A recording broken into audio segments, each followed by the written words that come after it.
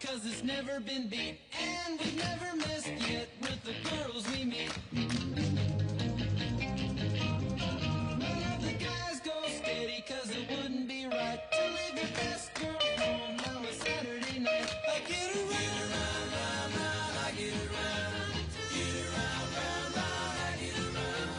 Get around, round, round, I get around. Get around, round, round, I get around. I get around.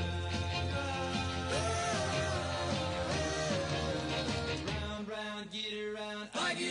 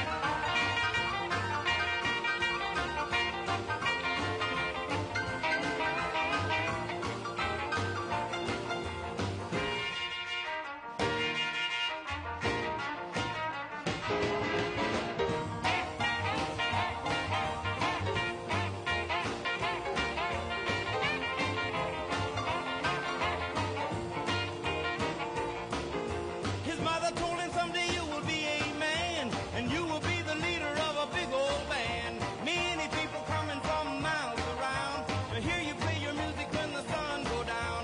Maybe someday your name will be in lights saying, Johnny, be good tonight. Go, go, go, Johnny, go.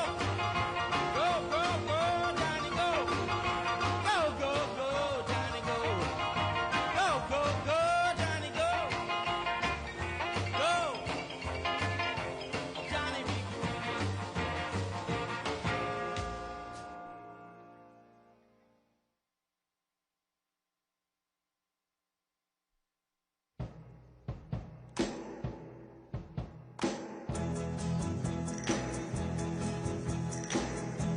The night we met, I knew I needed you so. And if I had the chance, I'd never let you go. So won't you say you love me? I'll make you so proud of me. We'll make them turn their heads every place we go. So won't you please be my new baby? Say you'll be my darling. Be my baby now. I'll make you happy, baby. Just wait and see. For every kiss you give me, I'll give you 3. Oh, since the day I saw you, I have been waiting for you. You know I will adore you till eternity. So won't you be my new baby? Say you'll be my darling. Be my baby now.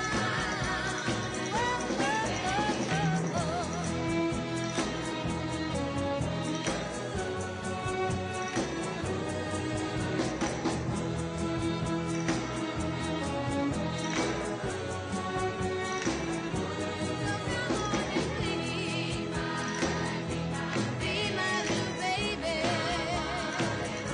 Say you'll be my darling.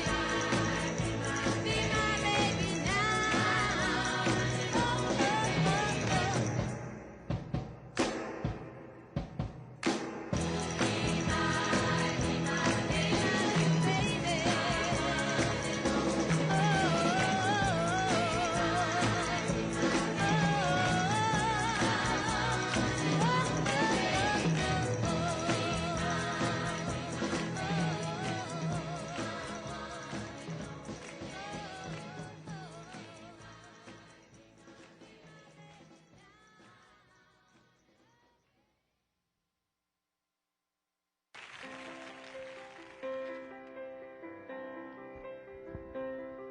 To dream the impossible dream, to fight the unbeatable foe, to bear with unbearable sorrow, to run where the brave dare not go, to right the unrightable wrong, to be better far than you are, to try when your arms are too weary, to reach the unreachable star.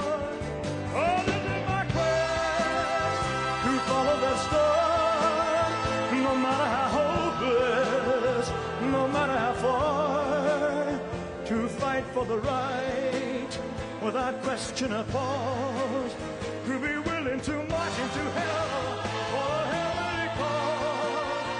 And I know if I'll only be true to this glorious quest, and my heart will lie peaceful and calm when I'm laid to my rest.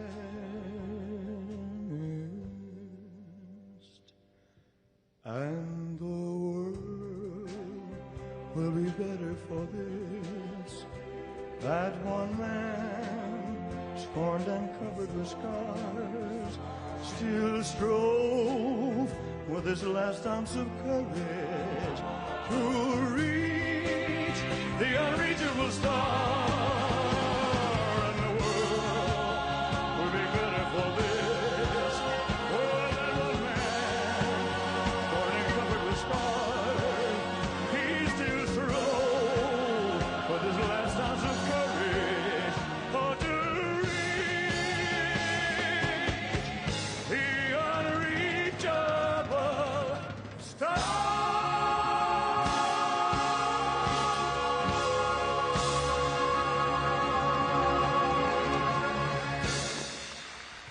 Thank you very much.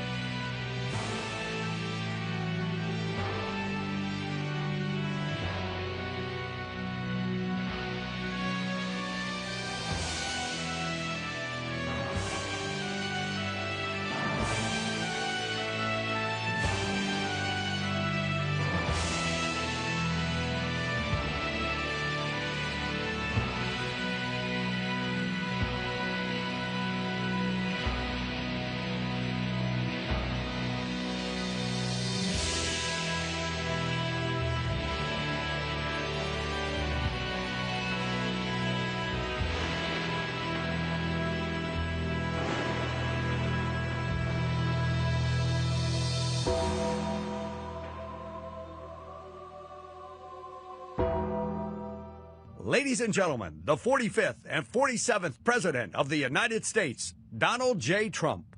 And I'm proud to be an American wearing this sign.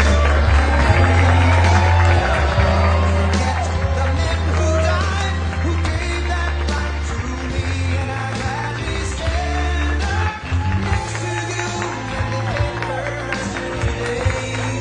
'Cause there ain't no doubt I love this land.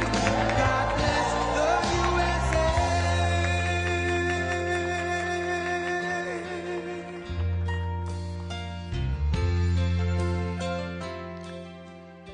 I actually hate to turn that beautiful song off, but let's get to business, right?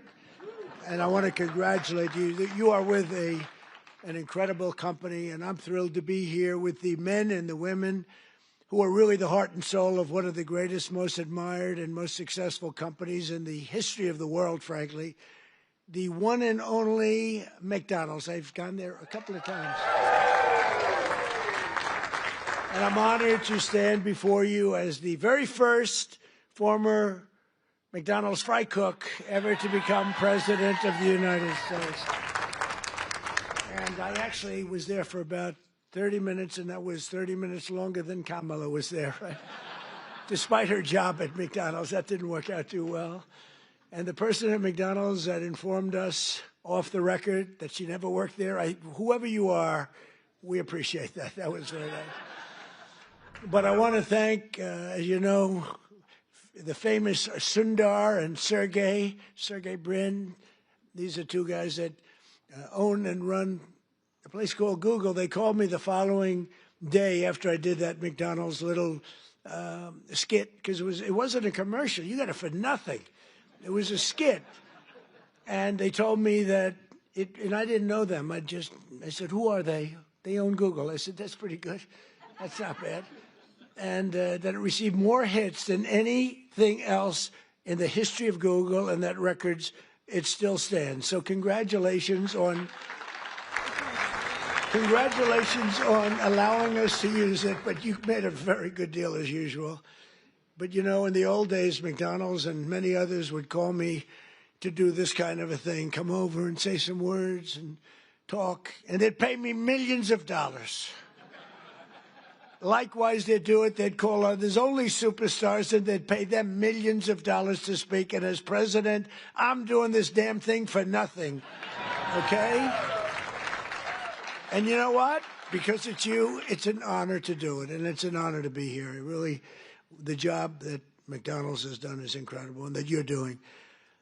But as you may have heard, I'm also one of your all-time most loyal customers. I really am. Well, I think that's good. I'm pretty sure that's good.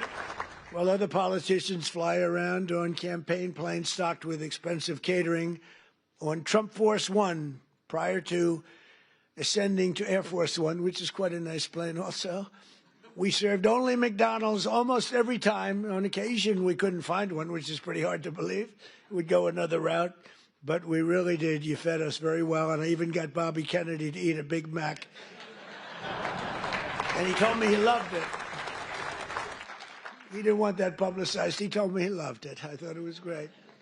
I want to thank McDonald's chairman and CEO, Chris Kempczinski, who I just met backstage. I guess gave him a little piece of my speech signed. I said, do you want to keep this? You can either hang it, you can give it to somebody, you can throw it away. I don't care. But I don't stay on the speech too long anyway, you know, so usually those speeches aren't too accurate, what I give. But McDonald's USA president is here, Joe Erlinger. Joe, wherever you may be, thank you very much. Thank you. Thank you, Joe. Good job, along with everyone from the International Franchise Association, which does really fantastic work. I've heard from many people you do a fantastic job.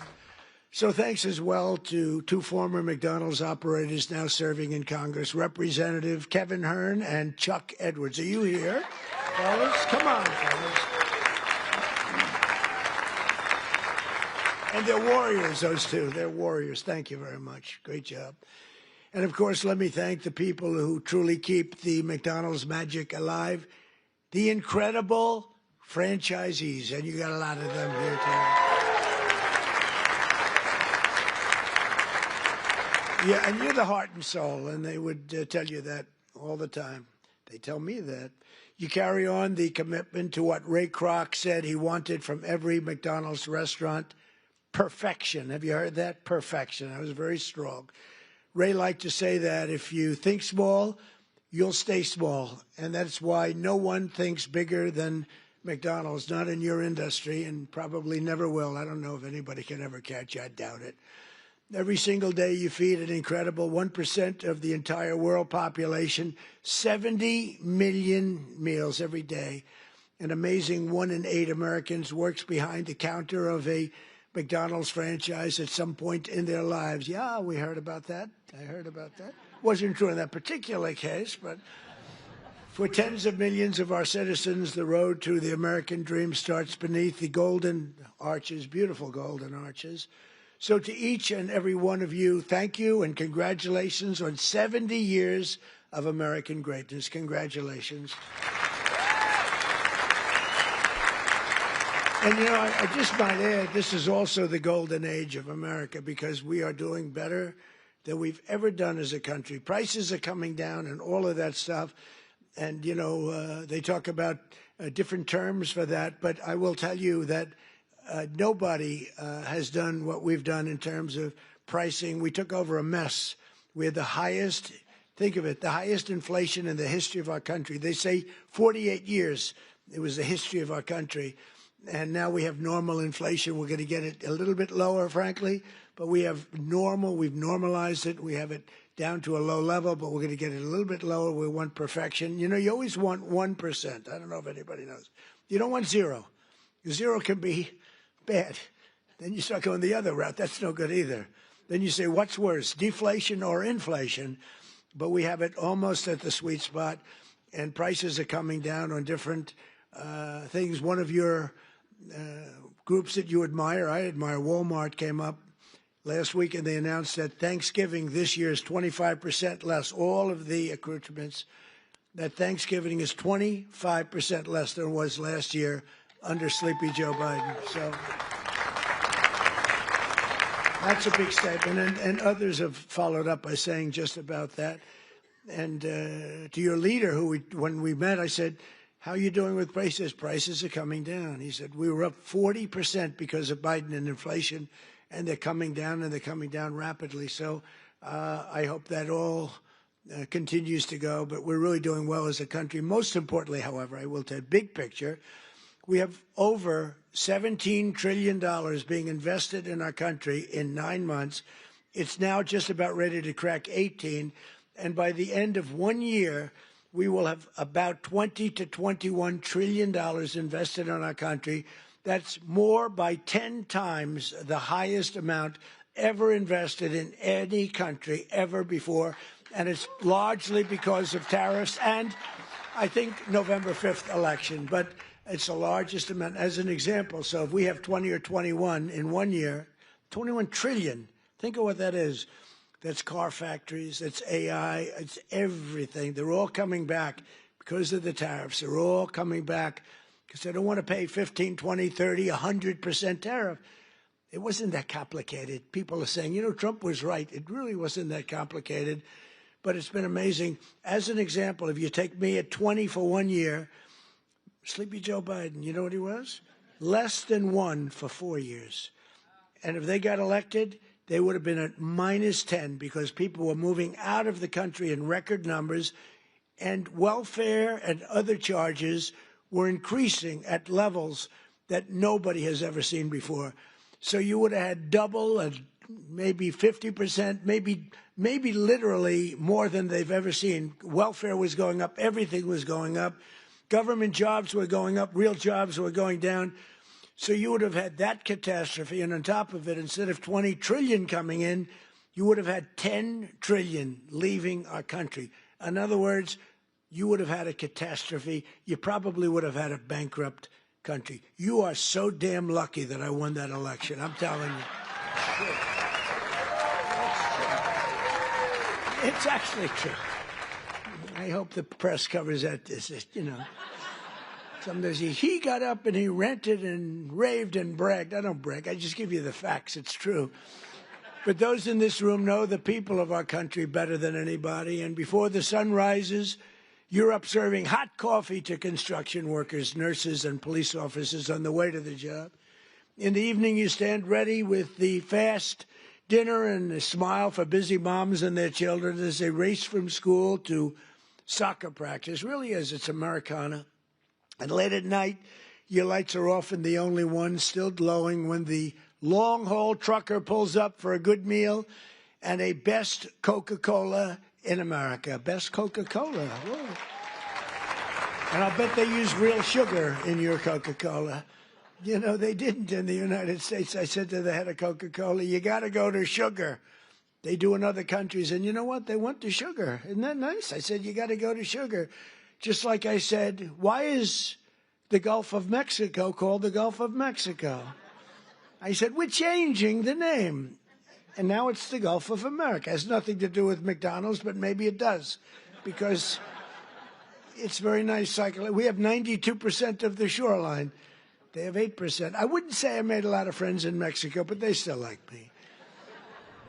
Wasn't that a good change? Seriously, wasn't that beautiful? And it was done in an instant. You know, it's like, normally you think a thing like that would take years. This took like 10 minutes. I asked somebody, good lawyers in my office, I said, would I be able to change the Gulf of Mexico? Is that possible to the Gulf? Sir, it's been that way for 350 years. You know, they were here 100 years before us. We're 250, they were 350. It's been called the Gulf of Mexico, sir, for 350 years. I said, that's not the question. Am I able to change it? Yes. What do I do? Just give us the order and we'll do it. And I did, and we changed it, and everybody's happy. Well, not everybody, but most people. Most people are happy, but it's great prestige for our country. You know, it's tremendous prestige for our country. And that's good for McDonald's, and that's good for everybody else. As president, I want you to know that I'm fighting every day to support small businesses like yours and the citizens that we all serve. And together we're fighting for an economy where everyone can win, from the cashier starting her first job to a franchisee opening his first location to the young family in a drive-through line. I've been on that line many times. Actually, that line was incredible in the commercial, right? It wasn't a commercial. It was about, but they have the line. The people had no idea. So I made the French fries. The guy was really good. He had a great wrist. He was, sir. He was going like, sir. Yeah. It was not that easy. But I got it sort of finally. Not the greatest, but I get it, pouring it in, asking him all sorts of stupid questions. But it was very interesting. Amazing. A little thing is not, it's a little complex, right? To father and son over there that own a lot. They're very rich people. But I'll tell you what. I asked, how many do you have? Sir, I have 59. I said, you're rich. But you know, nobody knew in the line. The line was a long line. They had 25,000 people, so somebody let them know we were coming. It was toward the end of the campaign. And after I did the French fries and did some other things, I then stood at the window. And the people would drive up, a little bored in all fairness. You know, it is, I mean, they're waiting for a hamburger, okay? So they'd drive up like this. They'd look over. Whoa! Every one of them. And it was fascinating. Every one of them, the response was incredible. Almost like I knew I was going to win when I saw that. I knew, because the response was love. It was great. They had a good time, but we did, I think, 12 people. Every one of them had the same response. They drive up, they this, they get that, getting a little cash ready, and they look over, and it was, some did a double take. Some went like that. Whoa. But it was sort of an amazing moment. You know, I did a garbage truck also, right? And everybody, and I thought, when I spoke with Sergey and Sundar, I said, yeah, but the garbage truck was equal, wasn't it? They said, not even a contest. Garbage truck was great, not even a contest to McDonald's. And that's because we had the power of McDonald's. I mean, it was an amazing thing. I thought the garbage truck would have won. And they said it was good, but it wasn't even close. So that's a tribute to what you've built, really. It really is a tribute to what you built. But there's still a lot of work to do, and we're making tremendous progress. 1.9 million more American-born workers are employed today than when I took office. Think of that. 1.9 million more today and these are American-born workers. Nobody thought that was possible. And we have the strongest borders in the history of our country. Nobody comes in unless they come in legally. You see the numbers. Everyone thinks it's impossible. A year ago, millions of people were storming our borders. Today, they only come in if they come in legally. And wages for hourly workers are rising at the fastest pace in 60 years. And sometimes you might say, was that good or bad? It's great for you. The minimum wage thing you'll have to be talking about. You're going to have to fight. We were talking about California, Gavin Newsom from California. And I knew he's laying siege on the minimum wage. And you people probably know, because that's a very complex subject, and you people probably know better than anybody the impact one way or the other, good or bad. And you're going to let your local congressmen, your senators know about it. But in 9 months, we've lifted over 600,000 Americans off a food stamp, and that's a record. And it's because we really have a strong economy. I mean, we're building thousands and thousands of factories all over this country. Wait till they open up. You're going to see something like we've never seen before. You know, we lost our auto industry. 54% of our auto industry left for other places over the years. And I think we're going to get it more than all back. They're coming in from Mexico, from Canada, from Germany. They're coming in from Japan. We made a deal with Japan, $650 billion. We never got anything. We made a deal with the European Union, $950 billion, and they have to buy our oil and gas and many other things. And I want to say it's good for everybody, all that. We made a deal recently with China, where they buy our soybeans, but it's hundreds of billions of dollars. And it's incredible what's taken place in our country. The world was laughing at us like we were stupid people. They're not laughing anymore. They don't laugh at us anymore. They respect us now again, and that's what we want. We want to be liked. We want to be respected, much more so than being liked. And, you know, in a certain way, they like us better now, too. They respect us, but they like us better now because the world was ripping off our country. Not sustainable, not even sustainable. China was making $722 billion. Think of that. Not million. 722 million's a lot, isn't it? $722 billion. They built their military with the money that we gave them over the years. And in my first term, we had a great first term. The most successful economy we've ever had in my first term. This is going to blow it away. This is blowing it away, to be honest with you. It blows everything away. There's never been a time like this, and you're going to see the results, you know, pretty quickly. But in stark contrast to the previous administration, 100% of all new jobs created in America under my administration have been created in the private sector. Because, you know, we are trimming out government jobs. You can't have, you know, what they do is they give you phony job numbers in a lot of ways, but they'd hire 100,000 people, and all of a sudden it looks like they're doing well. They're not doing well, because those are jobs that they hurt our country. If those jobs can be in the private sector, paying taxes and all the other things, it's a big 100% of the jobs that we put in have been, think of that, are in the private, come from the private sector. In my first term, we built the greatest economy in the history of the world. And now we're doing it again, but this time it really is, as I said, much stronger, much better. I think it's going to be something that nobody has ever seen before. My pledge to every family and every small business is that I will not rest until you are richer, stronger, more successful, happier, till you've gotten a piece of the American dream. Some of you in this room have really gotten a piece of it because you made a great decision to go with a great, great company years ago. And it's really pretty amazing. That begins with making America. We have to do, the word is affordable, and affordable should be our word, not theirs, because the Democrats got up and talked affordability, and they don't say that they had the worst inflation in history, the highest energy prices in history. Everything was the worst. What they're great at is lying. They say affordability. This stuff was all much more expensive. We have a couple of items like coffee, which is a little high. We're going to get that down. You saw that today. The coffee comes down. Remember when I first took over? Eggs. My third day in office, I have a news conference, and the fake news media was screaming at me, Mr. Congressman, about eggs. Remember that? I'm standing there very innocent. Oh, hello. Do you have any questions? What about eggs? What about them? They're up 4 times. I said, look, I just got here. I'm sorry. And Brooke Rollins and Department of Agriculture did a phenomenal job. And they said, don't order eggs for Easter because you won't be able to get them. And they said, we have a big Easter egg hunt at the White House. It's sort of a thing that has gone on for 100 years. They said, could you order plastic eggs? I said, I'm not ordering plastic eggs. We're going to have eggs down by that time. And by the time we got to Easter, the price of eggs had fallen precipitously. We had all the eggs in this country you want. And we know what we're doing. I mean, we know what we're doing. We rebuilt our military. We have the greatest military anywhere in the world. We make the greatest military equipment anywhere in the world.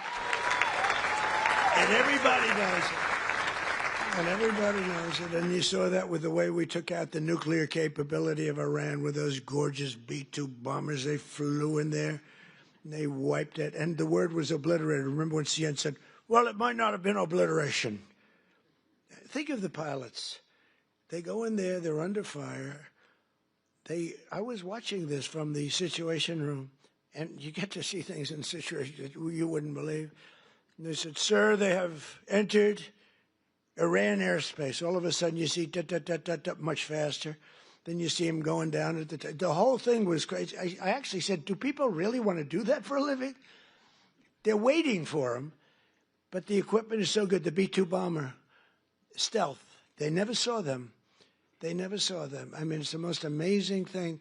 And I honored the pilots at the White House. I had them brought in, along with mechanics and a lot of other people. We brought them to the White House to give a little celebration because they flew 37 hours flawlessly.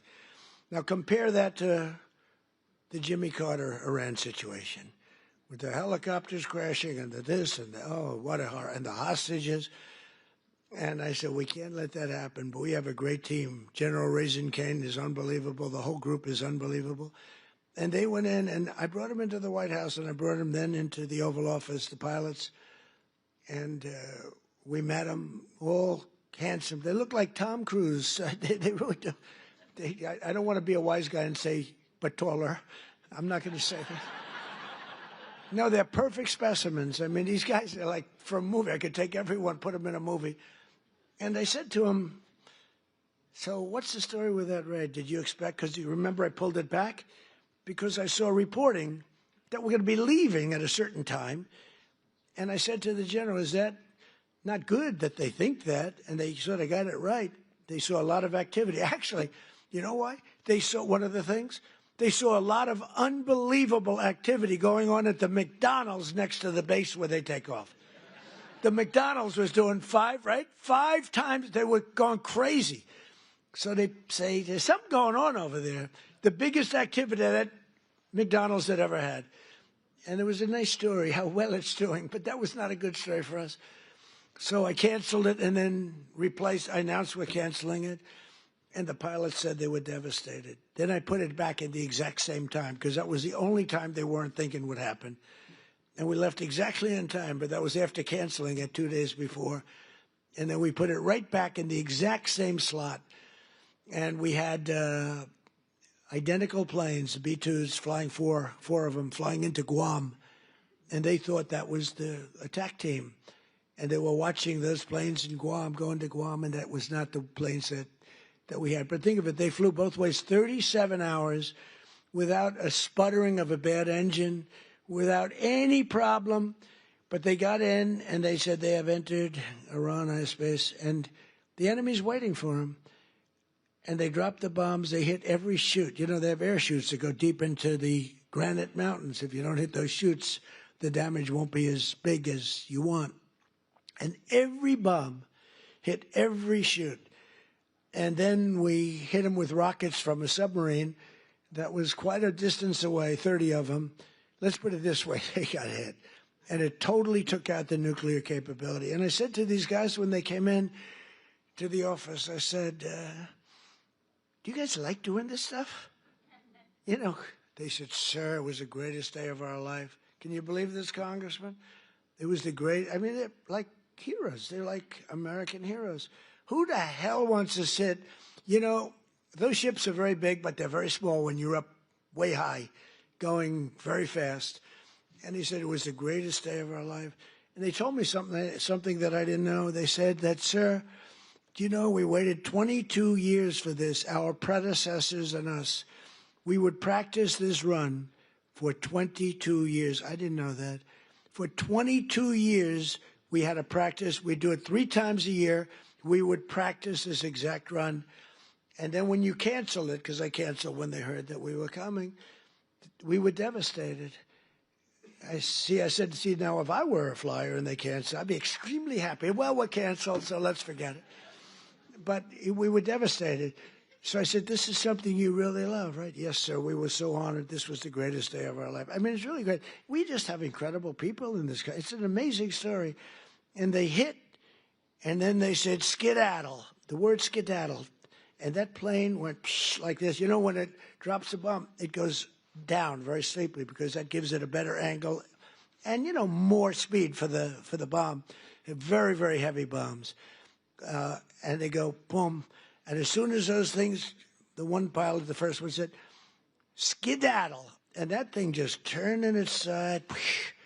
And it's so unbelievable. And that knocked out Iran nuclear capability. And all of the Middle East became a different place. And now we have peace in the Middle East. And at the United Nations today, they approved the Board of Peace, which is I'm going to chair. And we're picking the leaders or the heads of the most important nations in the world. I think it'll be a board like no other than perhaps the McDonald's board. You have a very good board. You actually have a very good board.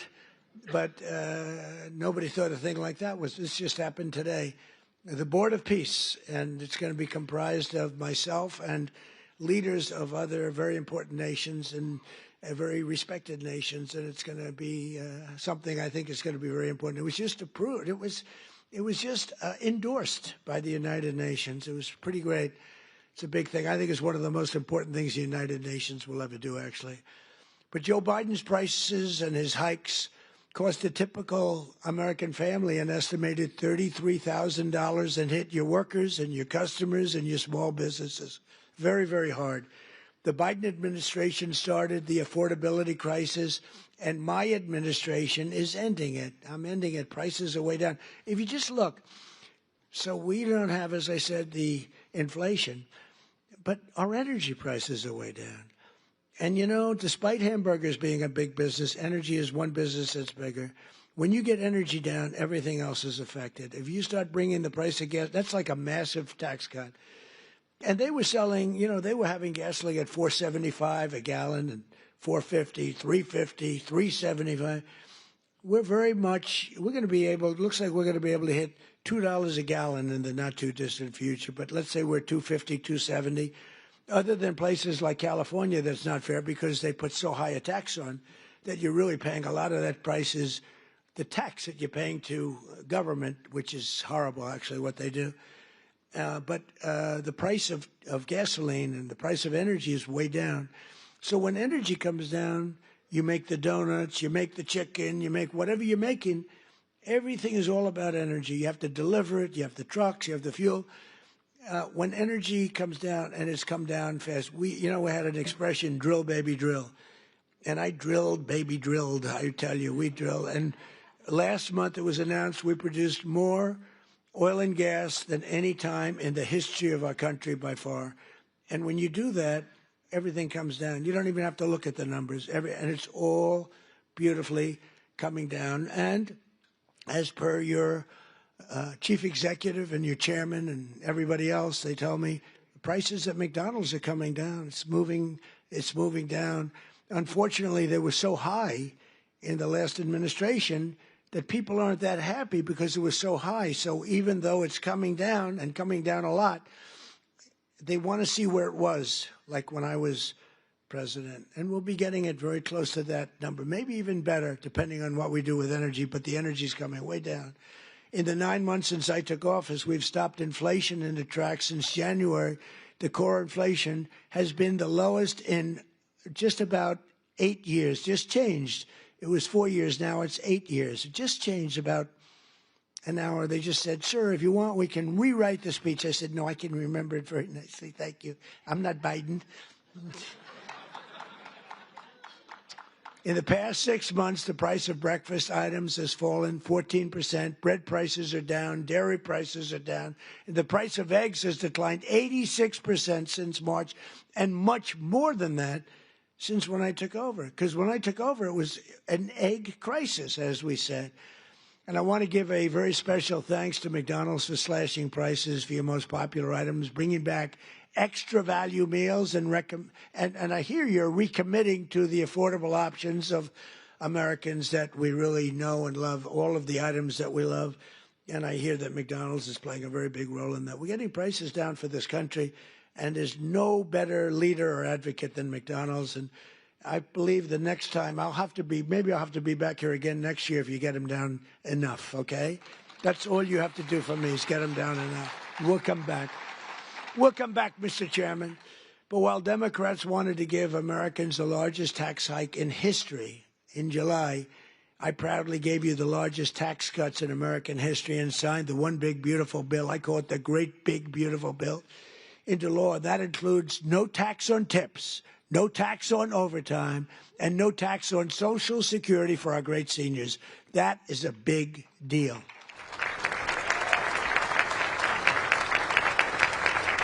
So the great big beautiful bill is the biggest piece of legislation ever passed in our country's history. It gives expensing to you as owners, where you do something, you can expense it, you can take it off in 1 year instead of 38 or 40 years. It gives you so many things. And I'm not giving it to you, I'm giving it to the people that you're hiring, because I'm giving it for jobs.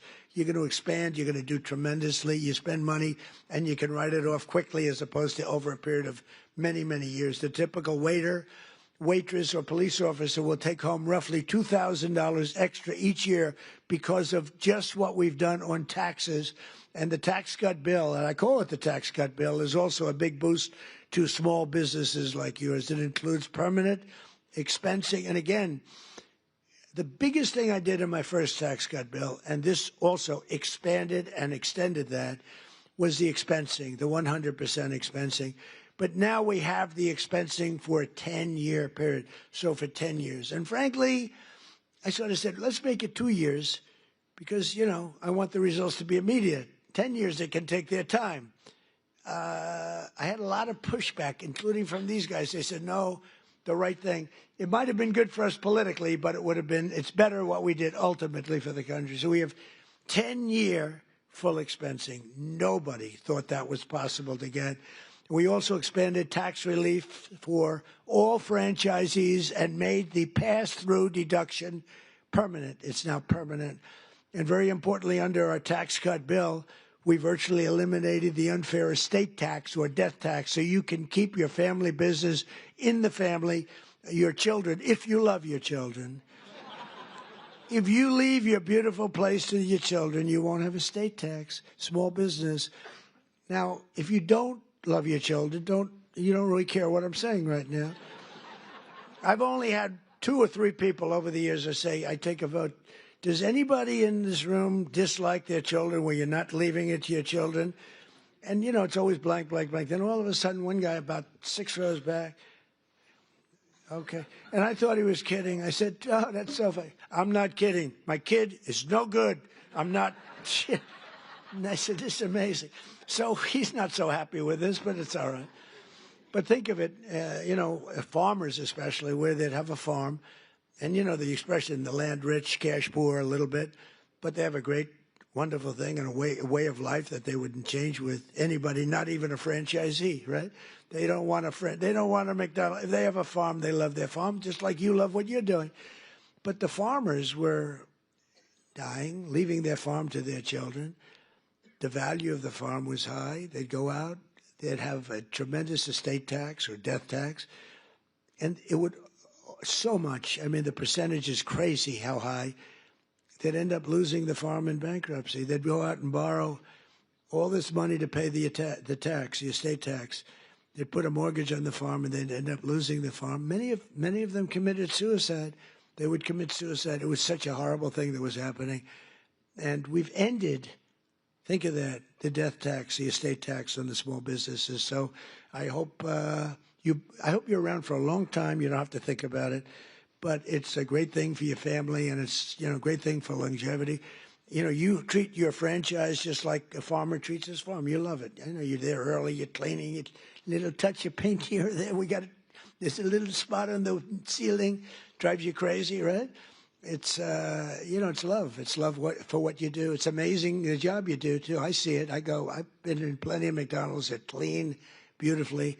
You must have some awfully good incentives because they are really amazing places, the job that's done. But upon taking office, I signed an order requiring that for every new regulation, 10 old job-killing regulations have to be eliminated. So if we put in a new regulation, then we get rid of 10. Otherwise, you don't get the new regulation. And, you know, we got rid of the drip, drip water. We call it the drip, drip, where drip drips out of the sink. States with tremendous water, so much water they have nothing but problems getting rid. They had restrictions on water. It comes down from heaven, right? They had restrictions on water. So you want to wash your hands, or like me, I want to wash my hair. I lather up, then I turn that, and there's no water. The water's just drip. They put a restrictor on. I won't mention the third item in the bathroom because I always get criticized. I used to mention that, but I don't mention it anymore because you know what I think you do. If you don't know what I'm talking about, then you shouldn't be owning a McDonald's franchise. You wouldn't do well even with a McDonald's franchise. But no, the water restrictions totally lifted. All restrictors are gone. And you know, it's interesting. Your dishwashers were covered, right? You had no water. I was with some of the people that make them, Whirlpool and others, and they said, sir, they won't give us the water to use in our dishwashers or use in our washing machines. The washing machines have no water. I mean, it's like a glass of water, half a glass of water. We need water. And I said, how bad is it? He said, well, like the dishwasher.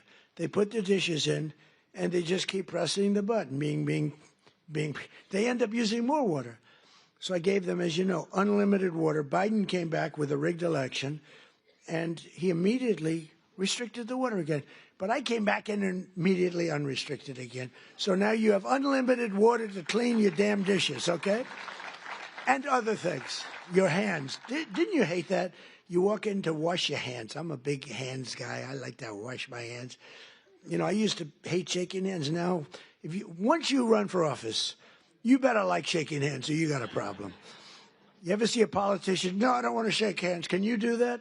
I don't think you wouldn't be a politician very long. I actually thought that with COVID, that would be the end because, you know, they didn't want you to shake. I said, well, but then it came back a little bit slowly, then eventually. But when you're a politician, you have to shake hands. So I like washing my hands. And you'd go into the sink, new places generally. And you turn on the water, and there's literally no water. And how about the places that think they're going to save a fortune, so they spend a lot of money, where the water turns off there. You press the thing, which you hate to do, you know, your hands. You don't like to press. So you get the towel, you press it, you wash it, and the water stops. So they have both a restrictor and a stopper. You get like 4 drops of water. Tell me, do we really get rich with that? Okay, do we really? This is so ridiculous. So I undid all of that nonsense.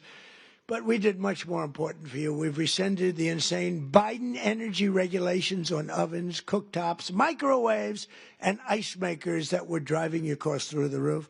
You have no longer restrictions in that. I hope you understand. But I did better than that, too. In terms of slashing, we slashed more than $1 trillion worth of regulations, burdens on the U.S. economy, in particular on businesses and people that employ people. Combining our regulatory and tax cuts, we've reduced the effective burden on franchisees by more than 37%. You're so freaking lucky. You are so lucky. You know? These guys are so loaded, they probably don't even know what I did for them. They make so much money, they say, yeah, it's peanuts, 37%. Let me tell you, you should have suffered a little while through Kamala. The good news is she had no clue. You just wonder, I want to give an IQ test to Kamala and Biden. Who do you think wins? But they were destroying your businesses. But I have better than that, though. As you know, in my first time, I also stopped a mortal threat to the franchise business model by terminating Obama's infamous joint employer rule. Joint employer. In other words, you were screwed. You would have been mortally wounded, perhaps. I said to a couple of the people, what would have happened if that?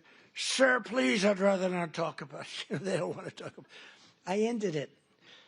You got lucky on that one, let me tell you, because I said, really? I asked one of my guys, because when I was coming over, I saw that in the speech. I said, what does that mean? He said, that would have been death to businesses like yours and others. It was just, these people don't care. They didn't care. But I ended it, and I think that's one of the biggest things that you'll ever have done for yourselves. I think that's the biggest thing that can ever be done for you. We mentioned all these different items, but that's the biggest by far for you.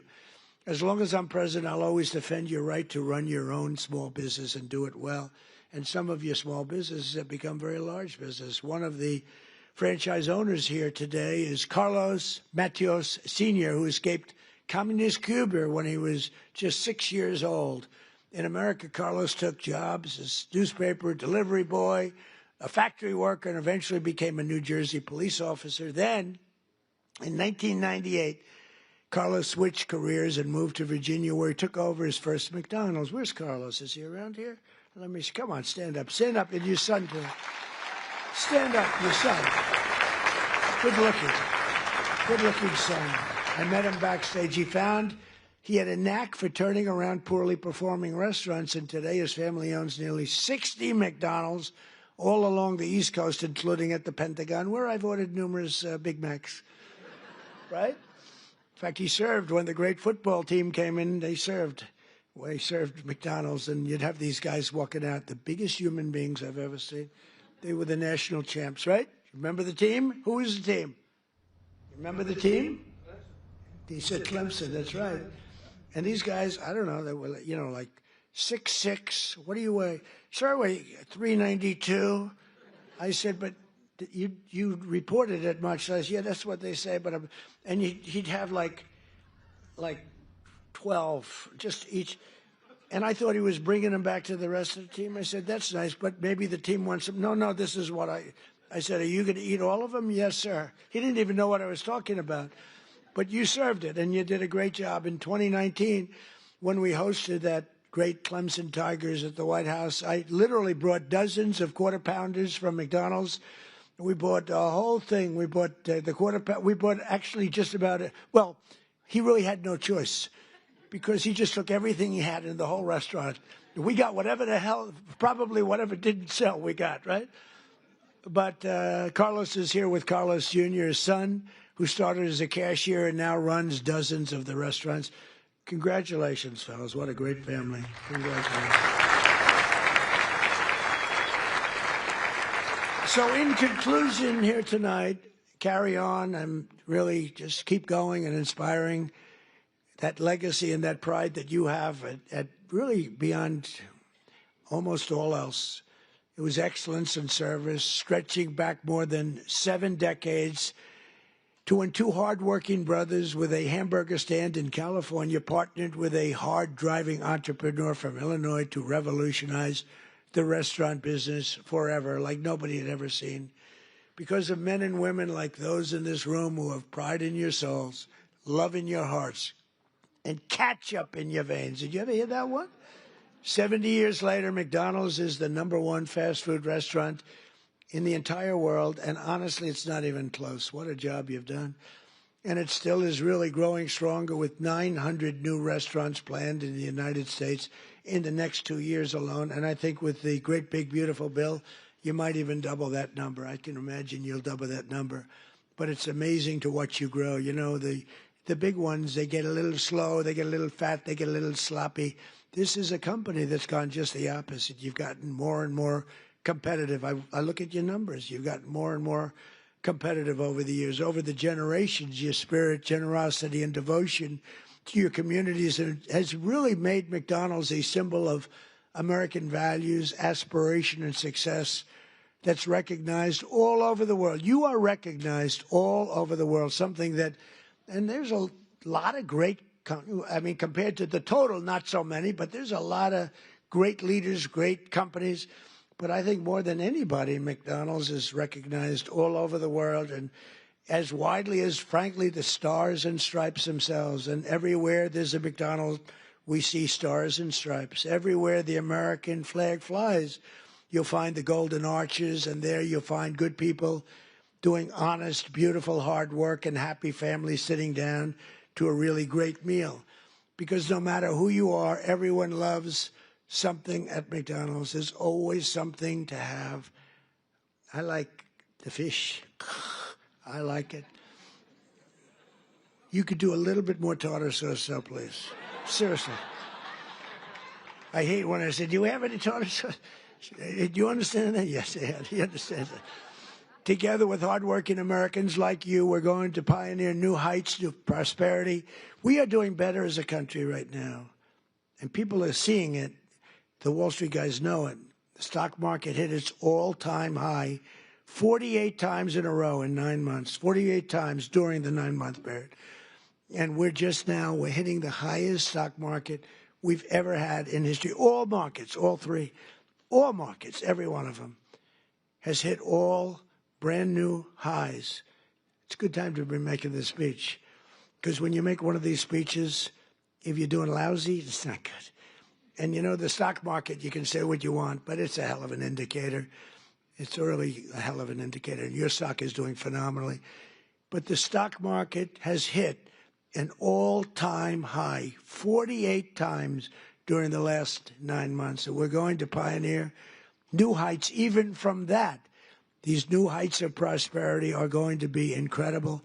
We're looking at affordability. We're going to bring it down for everybody, because not everybody understands the fact that a great stock market is great for everybody, including 401ks. You know, the 401ks hit the highest number that they've ever been 2 days ago.